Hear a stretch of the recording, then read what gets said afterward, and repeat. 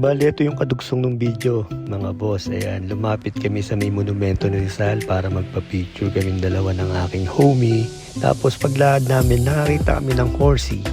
Ayan, hindi ko sinasabing mahal sumakay dyan ha. Nakawalan talaga kami sa kabayo. So, bali pa uwi na kami niyan. Tapos na yung event. So, expected naman, wala naman traffic. Kaya mabilis din kami makakauwi na ito. Sumusunod lang din ako kay kuya. Bali, convoy pa rin kami kasi nakakalito yung yung pasikot-sikot dito sa may Maynila. Kahit naka-waste ka, baka mamaya makotongan pa tayo, di ba? Hindi natin masasabi, kaya drive safe talaga tayo pag nasa Manila tayo. Ayan, nasa may Muntinlupa na kami. Bali, mag-exit kami sa may San Pedro exit. Since panay taga San Pedro naman yung sakay namin.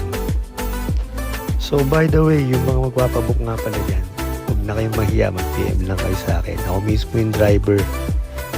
Siguradong safe kayo makakarating, di ba? Hindi tayo magmamabilis, sakto lang para safe.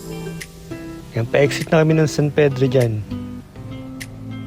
Malapit na tayo sa ating drop-off location. Bali, hindi na sila sa Robinson bababa kasi nag-usap kami ni ate.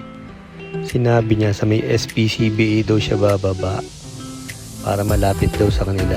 So ako naman napaisip kasi naawa ako, bubuhatin pa nila yung anak nila o yung apo.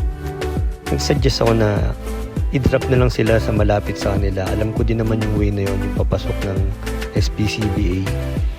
Bandang Riles ata yun, yan, kung makikita nyo. Pero dead end yun hindi ka siya sasakyan. So doon na lang natin sila binabasa may babaan sa dulo para di na rin sila mapagod. Malapit na lang yung lalakaran nila.